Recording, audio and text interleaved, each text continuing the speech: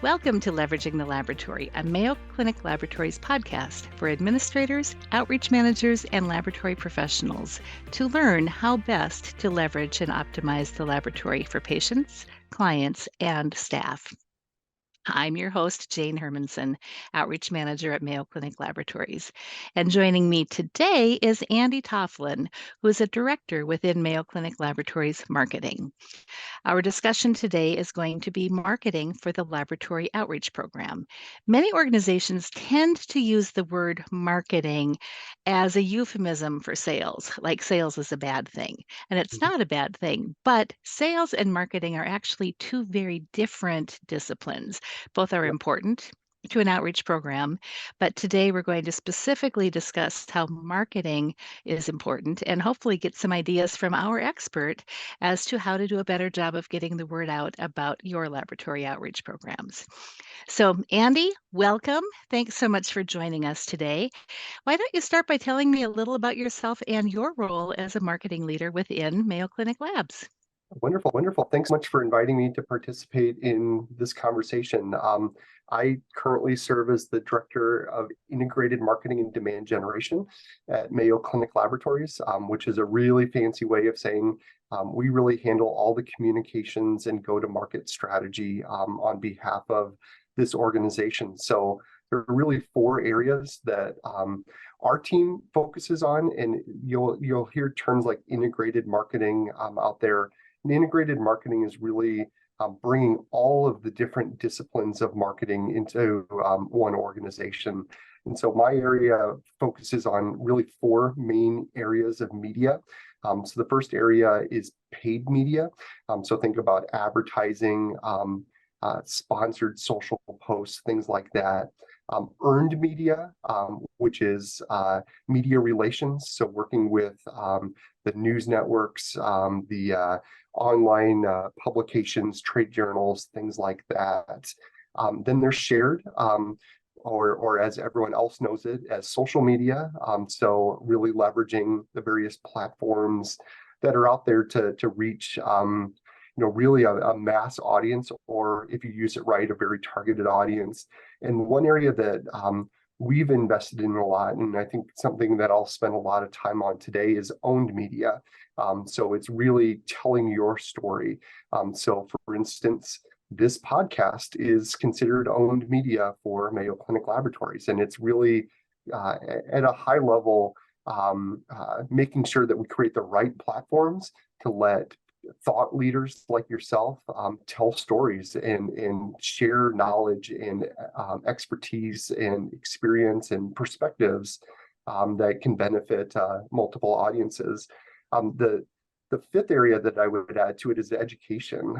Education is really, really critical to making sure that you're really communicating well, but also driving behavior. So you started off with sales versus not sales versus marketing, but sales and marketing. I mean, sales is a really specific discipline of engaging specific target audiences and really having a detailed conversation. The role of a sales organization is really, really important, and marketing is really, really important to diving into that and helping that be successful. But the thing that I would add is, in my experience, people often really confuse communications and education. And communication is really about driving awareness and making people are aware of something, whether it's a change or something that may impact their day-to-day work. Education is really helping them adapt to it. So giving them the training, giving them the information they need to modify a behavior. So really, from an integrated marketing perspective, having everything from sales enablement to education and really everything in between is really, really important. Wow, that was a lot of stuff. So I actually wrote them down: paid, earned, shared, owned, and then the role of education. And education is not communication. Okay. So with all of that, I I know that you've been doing marketing for a long time. Yes, yes. And I think when we probably were doing some marketing stuff at least 15 years ago, Yeah. collectively for some of our clients. How has marketing changed or evolved over the years? Stuff that we did 15 years ago simply doesn't seem to have as much impact today. Can you tell me how you see the tactics changing and Yeah. maybe things that are more relevant today than yesterday? Yeah, it's a really interesting question, and you know, I have a book behind me on my bookshelf. It's copyrighted in 1998, and it's a public relations textbook from college. And the last chapter is actually the theory of the internet. And it is basically, we think the internet's going to be really important for communications, but we don't quite know how yet. And that's how far we've come. And that was 20 years ago. So I've been a practicing marketing professional for about a little over 20 years now. And when I started at Mayo Clinic, it was 98% print. We printed everything. We sent it all around the world. We had huge warehouses as an institution full of print. And I would say we've really swung rapidly to the other direction of, probably of our mix now, 90% is digital, and there still is a role for print. And I think we'll dive into that in a little bit, but to go from everything is printed to artificial intelligence and hyper targeting on social media, it's really changed a lot. And I think the thing that the listeners really need to focus in on is who is the audience and what's the best way to reach them. And one of the things that I often joke about is effective communications ranges from really high-end, high-tech communications to what I call student council election communications, and that's a poster over the water fountain or the bubbler if you're in Wisconsin. But really, there is, I'm sure most people have heard the term multimedia, and that means there are multiple platforms, whether it's print, whether it's digital, whether it's online, whether it's an event. You really need to make sure that you are taking the marketing tactic and aligning it to where that audience is at or where they prefer to get information. And we've done a lot of research internally at Mayo. And there are very specific platforms that our providers are really interested in learning about test updates, for example. Whereas if it's really looking at what's new, what's innovation, they're really looking for social media and online content. So obviously, we can dive into those details if you'd like. Sure. So let me go back to the student council election poster because that's about as low tech and old school as you can get, Yep. but still effective, right? It still has a role. And I drive in my car and people say radio advertisements are still one of the number one ways to get your word out. And I actually pay more attention to a radio ad than I Yep. do when I'm watching television. So Yep. I think that's tried and true, right?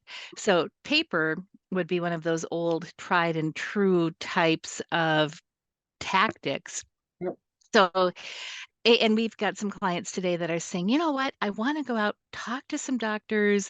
And I think in order to look official, I've got to have some paper with me. I want to be able to leave something with them. How Absolutely. would you, as a marketing professional, respond to that need for some paper? Is that a need? Is it not a need? Tell me more.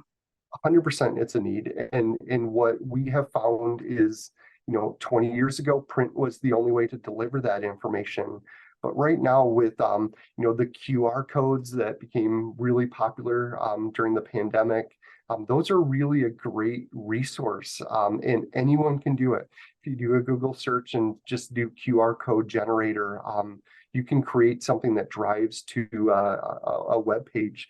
And so what we have heard from providers that we work with is they're really looking for that kind of reference piece of paper. So it's not the piece of paper that tells the whole story, but is in essence a physical bookmark to remind a provider, a laboratorian, etc., on, oh yeah, there's an online resource for this. And so we've shifted a lot to postcards that have a high level message, a high level description of the product or service. And then we have a QR code that drives them to that website. And what I would say for the lab outreach programs is just think of your user. They're going to have something sitting on their desk. They're going to have something on a bulletin board, and you really want to look at print as a facilitator to drive people to a digital environment. So it's really that I often describe it as the explanatory to exploratory, where you want to explain at a really high level. And if someone really wants to dive into it, you need to give them that pathway to learn more and more and more about it. And so the combination of print, QR codes, and really rich detail on the web is really a powerful continuum for hospital laboratories. I love that. And I think the thing that is so meaningful in what you just shared is if you keep that print piece high level, Yep. it's not going to go out of date. And then what you have is the opportunity then to keep your online information Yeah, updated. So exactly. often people will do a big print of something and then, oh, gee, they change their hours, they move to a new location, and they have to scrap the whole bit. So by keeping it high level like that, Yeah. clearly you And can what update. I would add to that is shift to on-demand printing. I referenced the Mayo model. We have giant warehouses full of medical equipment, but we have one that is specifically for print. And we know that that has an environmental impact because when you change a patient service center, you have to recycle all of that, and that's really comes with a lot of cost. And so digital printing has come incredibly far. It's really going through a big uh, it's going through a big transformation now, and there are going to be local printers that are able to print on demand or print lower print runs that I think can be really economical for hospital labs. Well, and I think much more affordable as Yeah, well. I think that something that groups tend to be a little bit more challenged with is just making sure that yeah, they've got the right people to write the content, mhm, create the content, support the content, and even being able to use their own yeah, logo. yeah. So tell us a little bit about how you within our own structure at Mayo Clinic to get kind of manage our brand. Yeah, it's one of those things that people think about how um, they own this part of their organization and that they need their own brand. And what we know from our market research, our brand health research is we are Mayo Clinic.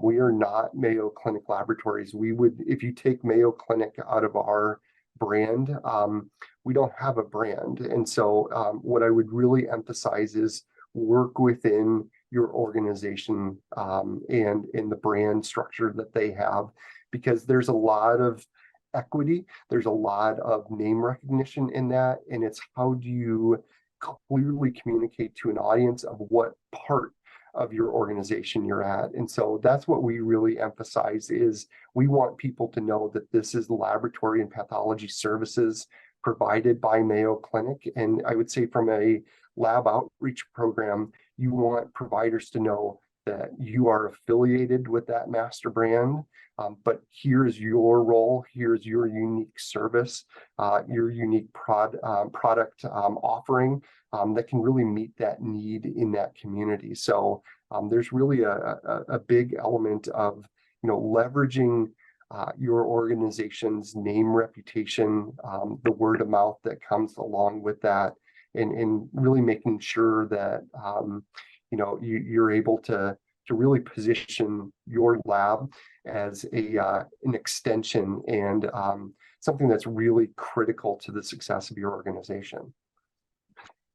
Well, and I think one thing that we see our customers doing is making sure that when they're talking about lab, that they're aligning it with Mhm. other organizational priorities. So many times they use the Studer pillar methodology for their strategic plans, and there's typically a community Mhm.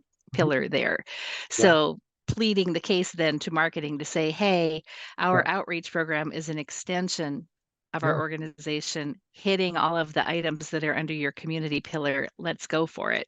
Tends yeah. to get a little bit more buy-in that way.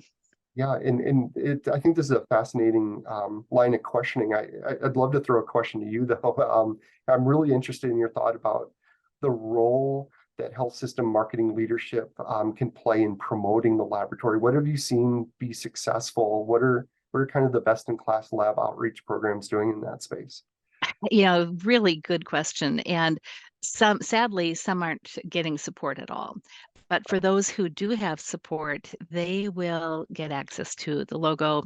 They will have access to the media. So when you talked about the different ways of connecting the Yeah, earned media, things like press releases, doing a yeah, public service announcement on the radio saying, did you know that it's Breast Cancer Awareness Month? Did you know that it's Prostate Cancer Awareness Month? And then talking about laboratory testing. yeah, So taking their scientists and engaging them into the community. So when there is an engaged marketing department, they're looking at ways to engage with all of the different mechanisms that you've talked about to say, mhm, how do we make sure lab's part of the story? There was one group that was really struggling with staffing, and yeah, they actually had in on a local radio show, their laboratory manager was just talking in a kind of a public service kind of an announcement to say, we're really struggling. We need people, and here's why we need them. And then talking about the value of the lab and moving on. And all of that then facilitated yeah. through marketing. Yeah, and I think you brought up a really good point that I would also, encourage those trying to really get part of the conversation and getting marketing support is, we always say that every clinical story has a lab angle to it. I mean, there are very, very few instances where you can't tie the role of the laboratory and diagnostics to an outcome. And, if there's a new center of excellence, if your organization is really emphasizing its cancer center, inject the role of diagnostics in cancer care, the access to next gen sequencing, the pathologist that you may have on site. There's really a powerful story. And, from a marketing perspective or a communication perspective, we're always looking for that ability to add that richness and that depth.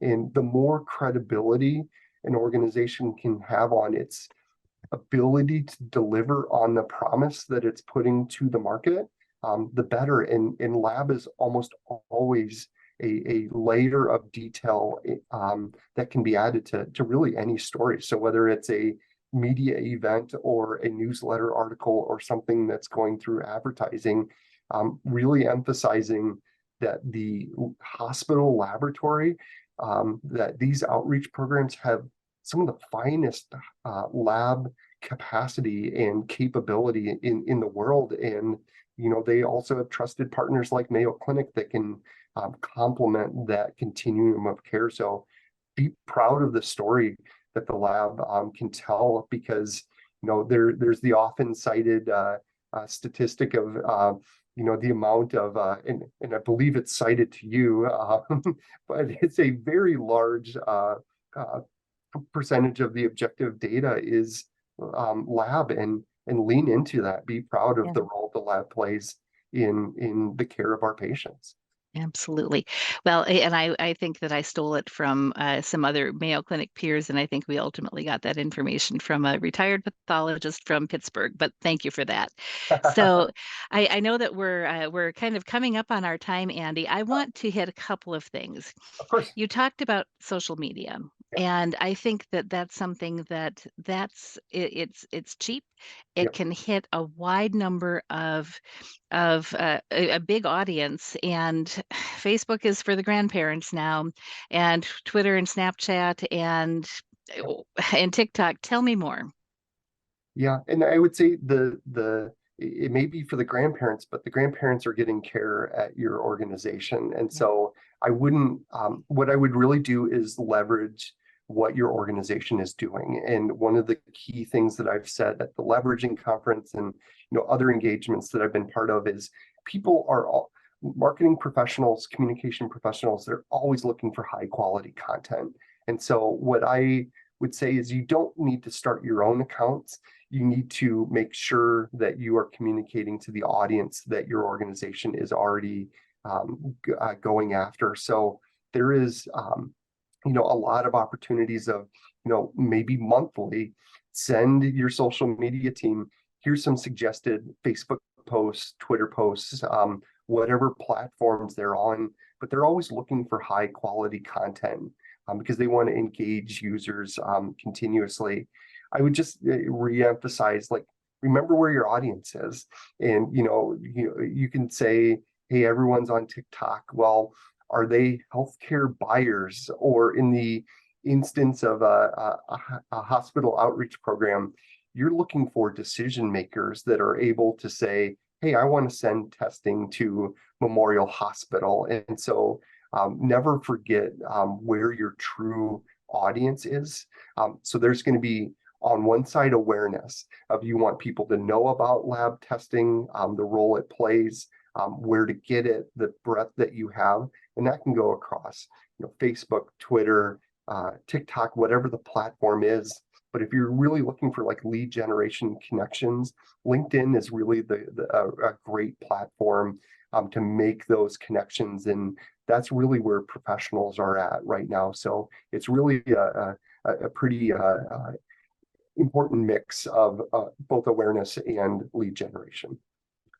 I think that's a really good point, and really being where your customer is, who your customer is, and what your message is. So there's no one size fits all. So you really have to Yep. bring everything. I appreciate your call to request content. And that's what it's all about, is providing valuable content. And if we've got the story to tell, engaging with the right marketing professional to put the wheels under that message, that's how labs are going to be most effective. Exactly. Yep. Annie, we're actually right at the end of our time. I'm going to ask you one last question, and I like to ask kind of a rapid fire question at the end. And building from your least favorite to your most favorite, could you name the top 3 ways that you love for labs to promote themselves? What are they and why?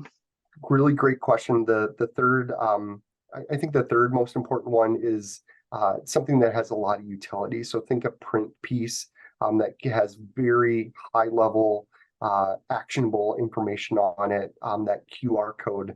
But there is a role for print, and especially in busy laboratories or busy practices, quick references are really important.